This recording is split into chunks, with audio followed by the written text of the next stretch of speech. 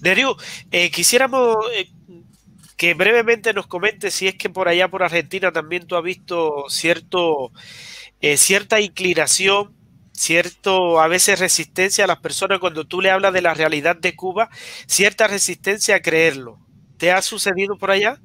Sí, lo que normalmente pasa acá en Argentina cuando se habla, bueno, primero te van por la parte turística, qué lindo Cuba, y te dicen, las playas, qué sé yo, pero cuando te vas adentrando en el tema y comienzas a hablar de la realidad, sea cualquier argentino, sea de, yo te diría, de cualquier facción política, ellos comienzan a entender. Creo que el vínculo, la amistad y desde esa posición comenzar a contar lo que hemos vivido los cubanos allá, creo que eso comienza entonces a ellos a calarle. Me he encontrado con personas también argentinos que han visitado la isla y se han preocupado por saber, además de haber ido, bueno, al turismo, para ver, bueno, déjame ver cómo vive el cubano y han constatado con sus propios ojos y sus propios oídos cómo vive.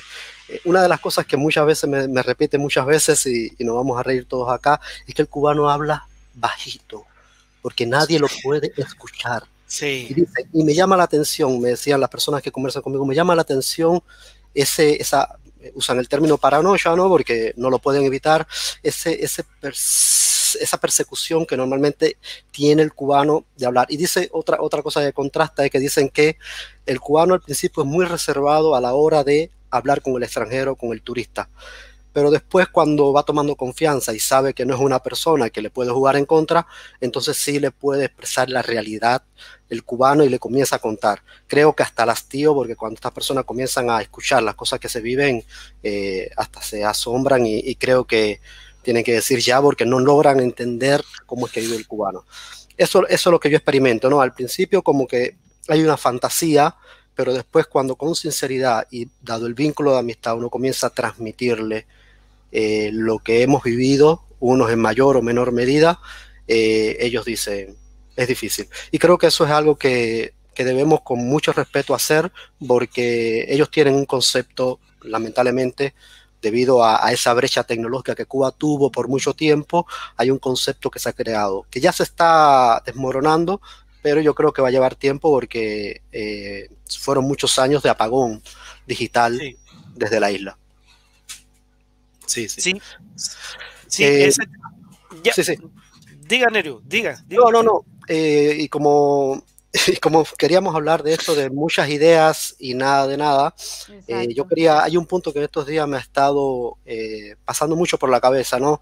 En todos los análisis políticos, económicos que uno como ser humano, como ciudadano puede hacer.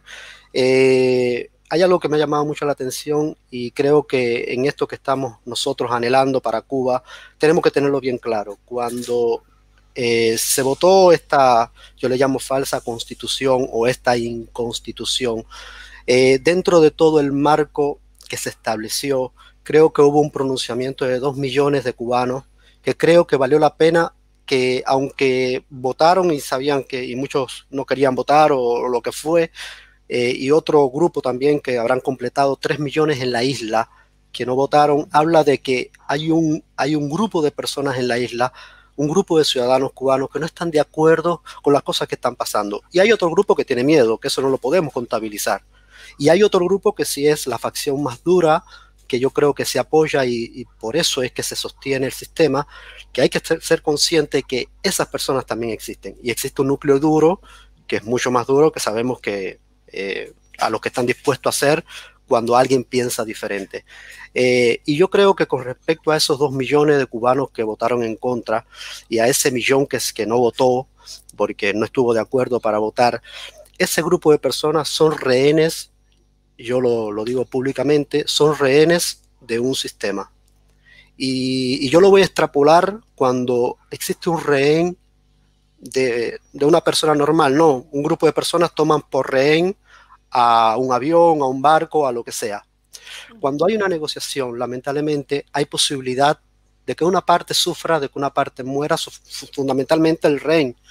Y las personas que están del otro lado, que están negociando, que en este caso somos nosotros, que estamos en mejores posiciones, somos conscientes de eso, de que ese grupo de cubanos, ese 3 millones de cubanos que piensa diferente o que decidió a expresarse, y ese otro grupo que no se expresa porque tiene miedo, porque es rehén, porque si vos decís algo diferente, porque si vos te niegas a ir a un lugar, a una marcha combativa, a un desfile del 1 de mayo, te hacen firmar 5 meses antes una carta, porque de alguna forma te persiguen por pensar diferente.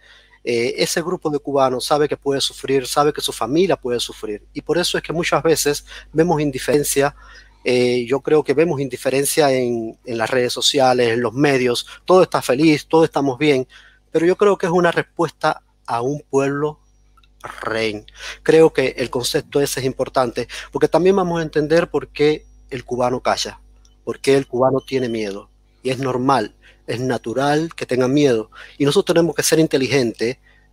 Si queremos extender la mano, tenemos que ser inteligentes y saber que hay un pueblo rehén, que puede sufrir, y tenemos que saber cómo nosotros podemos, de alguna forma, abogar por su justicia y por su libertad. Eso, sí.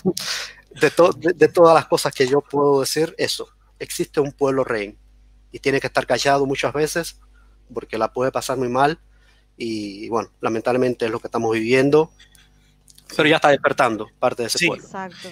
Lamentablemente es el hecho de decir que hay un pueblo rehén, y también en muchas ocasiones se ha graficado a Cuba, se ha ilustrado a Cuba como una prisión gigante, una isla prisión.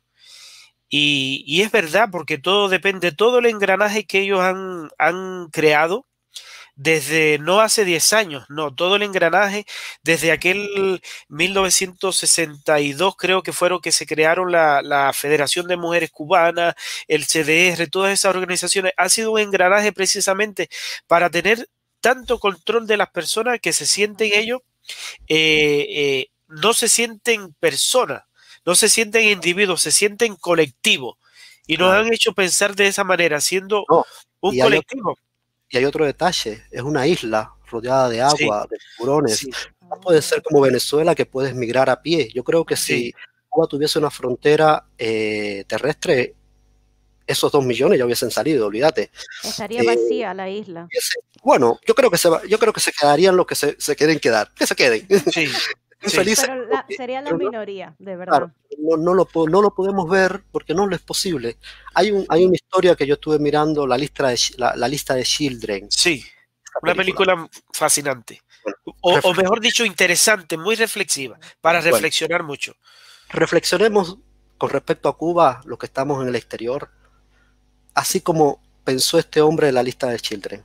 Veamos la película, tengamos el tiempo, porque por ahí va el camino. Yo creo que ese es uno de los caminos que el cubano puede hacer. El que está afuera tiene que armar su lista de Children y tiene que hacer algo porque estamos rodeados de agua, no tenemos alternativa. Sí. Y bueno, es solamente una reflexión. Solamente, disculpa, Kelvin.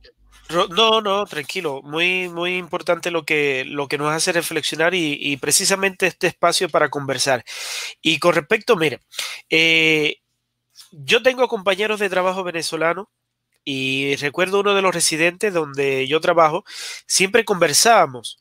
Entonces, de hace unos 4 años que yo venía conversando con ellos, le decía, y ahora va a suceder esto, va a suceder lo otro. Entonces, uno de los fenómenos que yo le decía que iba a suceder era que se iba a hacer la vida tan insoportable dentro de Venezuela que las personas que tuvieran ciertas aspiraciones, las personas que tuvieran una perspectiva de futuro, que tuvieran energía, fuerza, iban a salir de Venezuela.